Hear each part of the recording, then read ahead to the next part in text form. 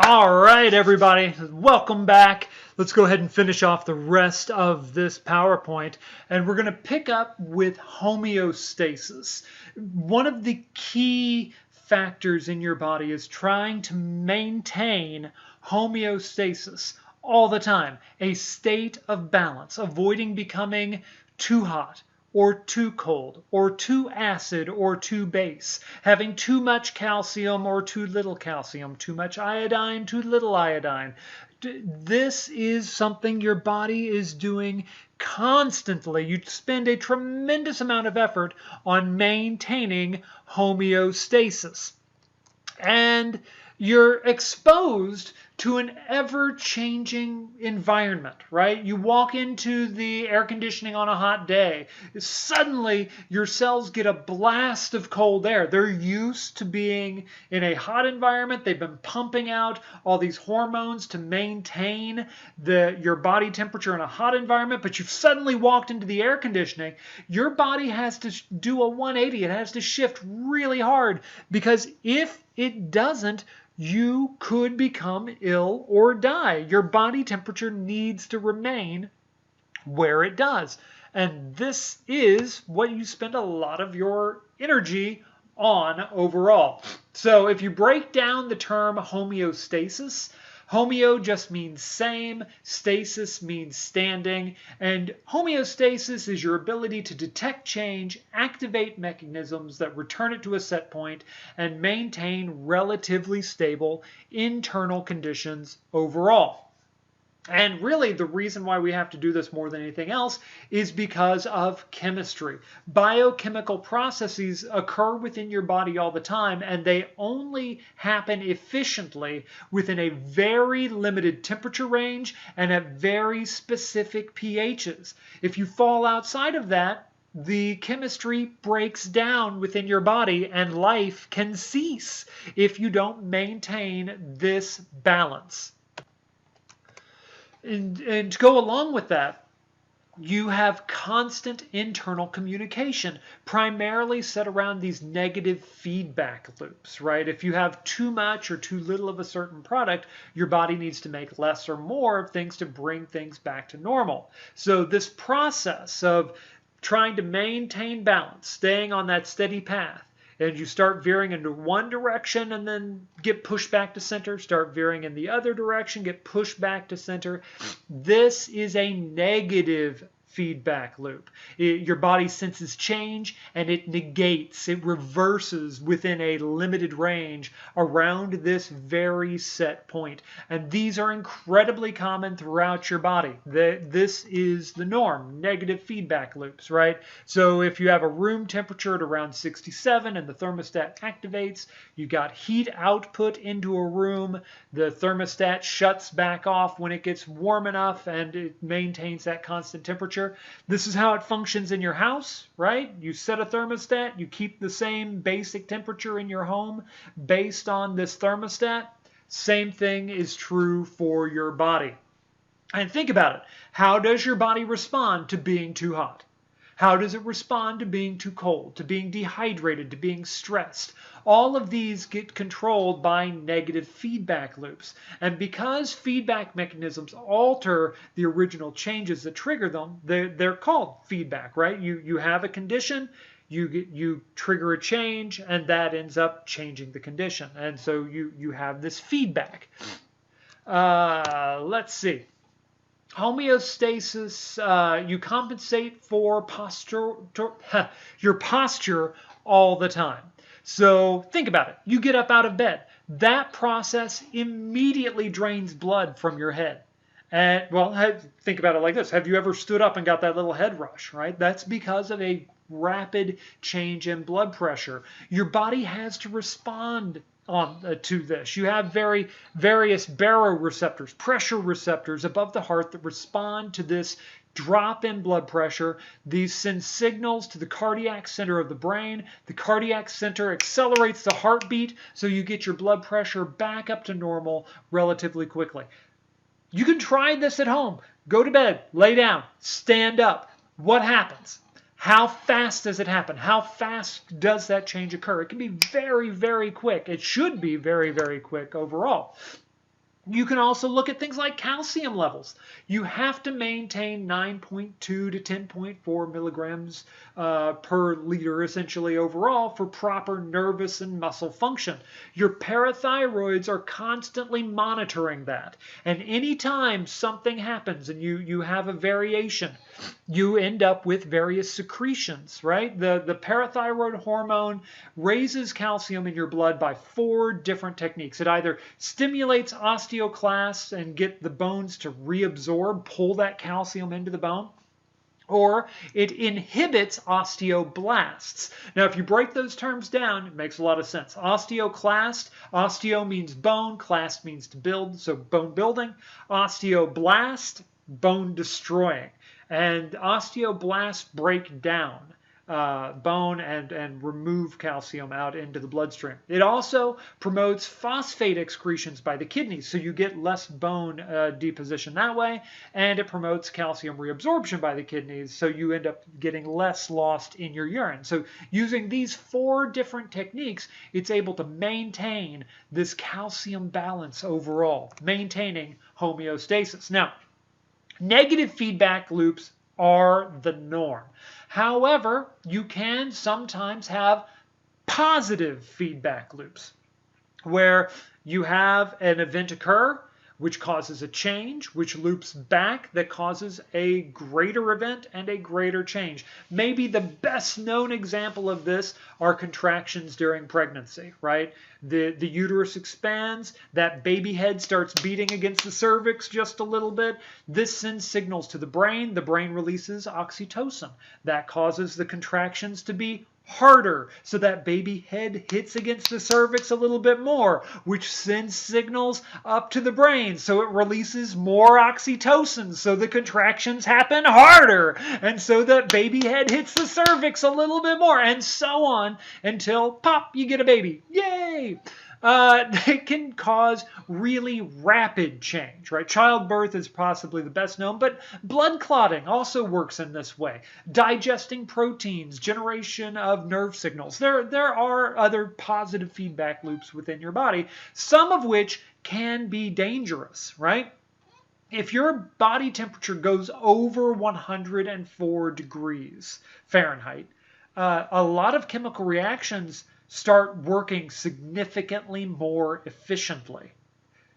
The byproduct of that is an increase in heat, right? So you're 104, you have more efficient chemical reactions, so you go up to 105, 106. And as you get hotter, those reactions occur more efficiently. And so heat shock is absolutely lethal. And so if you get over 104, putting somebody in the bathtub to cool them down is a very good idea. You got to lower that body temperature back down until, and that's a great example of another positive feedback loop and something to watch out for. Most positive feedback, positive feedback loops can be very, very bad. So this just goes over what I just said, where you have the response that strengthens, the initial stimulus of the baby, receptors, control center, effectors, response that strengthens the stimulus, and so on. And you can apply this to birth. You can apply it to any of the positive feedbacks. So eventually you get the baby. This is not to say that homeostatic imbalances can't happen. Diseases often cause an imbalance in homeostasis. If you've ever heard someone say, or if you've ever said, you need to drink your fluids because you were sick, this is a reason why. You're trying to get some of that stuff back in. As you get older, also, your body systems don't typically work quite as well, and so you become less and less stable. Maintaining homeostasis becomes more difficult as we get older, and thus it opens us up to disease and causes aging. It's one of the arguments as to why aging occurs is because of that imbalance in homeostasis and metabolic pathways, but that's another lecture for another day. And also, if you've ever known anybody who seemed to age really, really quickly after getting sick, This is part of the reason why. By the way, this image here, I grabbed that because I said this, but this is photoshopped. It's not real. But yeah, people can look older after getting sick, and that's in part because of that. So that's a little bit about maintaining homeostasis. Let's take a step back, change topics just a little bit, and talk a little bit about anatomical positioning and directional terms in the body and how to tell where things are, cross sections, etc. So when you're talking about anatomical position, when you're talking about a patient, you're always talking about the patient from the patient's point of view, right? The person should be standing erect with their feet flat on the floor, arms at their sides, and their palms should be facing forward. This is the standard frame of reference. I don't know why this is the standard frame of reference, to be honest. There might be a reason, but it is. We need a standard frame of reference because people don't always stand like this. But you have to be able to say, okay, it's to the left, or oh, it's to the right, or it's in this quadrant, or in that quadrant. And unless the person is in a standard position, that might be difficult to tell. The body, in anatomical studies, get divided into various planes and sections. These are basically just flat surfaces that pass through the body. The sagittal plane divides left and right. So you've got a sagittal view going across. Now be aware, if you ever see a sagittal section, that doesn't necessarily mean that it's immediately down the center. It could be off to one direction or the other, but it is this plane going out from the body.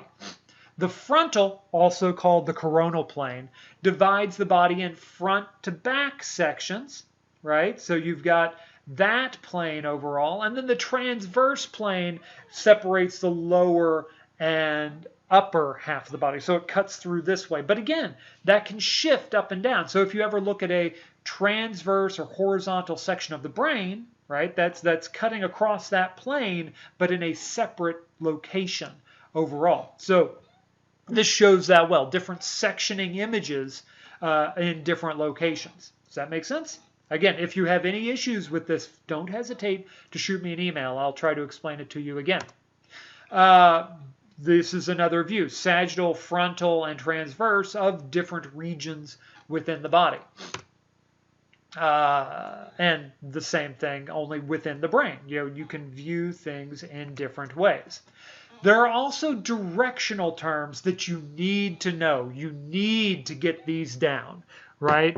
Anterior, posterior is basically from towards the front or towards the back. Proximal and distal. This is the one that causes the most confusion. Proximal is towards where the limb attaches. Distal is further away from where the limb attaches. So my elbow, for example, is distal to my shoulder, right? It's further away, but it's proximal to my wrist. It's closer to where it connects overall. And you can do the same thing for the legs. Superior, inferior means towards the top or towards the bottom.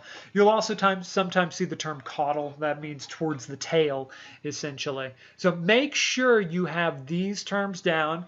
Make certain that you recognize that when you say left or right on a cadaver or on a patient, that you're saying left or right from the patient's point of view. It is not your left hand that matters, rather where their left hand is. Make sure you have that down. I don't know how many times students have missed questions on this on lab practicals. And we have our first lab practical coming up here in a couple of weeks. This will be on there, or at least questions resulting in this. And if you tell me that something is to the left when it's really to the right, or vice versa, or something that is proximal when it's really distal, or if you don't use the appropriate terms, there will be issues, right? So make sure you've got all of that down. This terminology really, really matters. Oh, there's one that I skipped. My apologies. Medial lateral. So medial, right? The medial point, is it further away from the middle? As you go outwards, it's more lateral. As you go towards the center, it's more medial. And so keep that direction in mind as well. This is the same thing, only in words instead of images. Different people learn things in different ways. Make sure you get this down regardless. Make sure you have all of these directions in your head and know it well. These are your major body regions. I'm not going to go over all of these body regions right now, but I do expect you to know them. Most of them are pretty straightforward. I guarantee you there are a fair number of these that you know already, but make absolutely certain that you know these basic landmarks and these basic body regions. Yeah, make sure you know it. And you can subdivide the abdomen even further into these 4 or 9, depending on which way you're viewing it, body regions. So you've got the right upper and left upper quadrant. Again, note that this is from the patient's point of view. The left lower and right lower quadrant. And there are different organs within that. This really matters when you're trying to diagnose people in a lot of ways, because different ailments have a tendency to produce pain in different regions. We'll go into more detail in that later on with some of our activities, but make sure you have these 9 different regions down. Draw it out, right? Draw that tic-tac-toe board and figure out exactly what they are and have them down. The body is full of numerous cavities, and these cavities get lined in slightly different ways. I do want you to know all the body cavities and their associated linings and viscera, right? What's inside of those cavities overall. These are just a couple of views of different cavities. The cranial cavities and vertebral cavities are lined with various meninges, right? These meningeal linings. The thoracic cavity has a double layer of membranes with fluid as lubrication, which is a good thing. And then you have pleura membranes. So anytime you see PLEU, that's going to mean lung. So you've got a double layer for your lungs and a double layer pericardium for the heart, and with, again, associated fluids for lubrication. And within the abdominal cavity, you have another double layer that gets divided in slightly different ways. You have organs that are retroperitoneal, which means behind the peritoneum. So you have basically the kidneys here that are behind the peritoneum. And then you have some organs that are intraperitoneal. These are things like, well, the stomach's a good example. The liver is too. Part of the duodenum is. The duodenum actually runs through it, so part of it is and part of it isn't. But regardless, these different cavities really do matter. So overall, key concepts, make sure you go through these, make sure you have each one of these concepts down. And as always, if you have any questions whatsoever, one thing I failed to mention, I believe, before. When I'm populating your exam, all right, when it comes to questions for an exam, there are multiple ways I do it. Usually, one trick of mine is to go through the PowerPoint as I'm writing the test and contemplate, okay, what did I hit hard? What did I talk about a lot? And, what were the key concepts? And I would say the majority of the exam material will end up coming from, key concepts overall and things that I spend more time on. Now, that doesn't mean that just because if I mention it, it's still testable. I want to stress that. If I said it, it's testable. And there's a lot of material. I know you're going to have to put in some time. But do spend some time making sure you have key concepts down every time I list them. And that is it for the first PowerPoint. As always, if you have any questions about anything at all, don't hesitate to ask me. But otherwise, I will talk to you all later.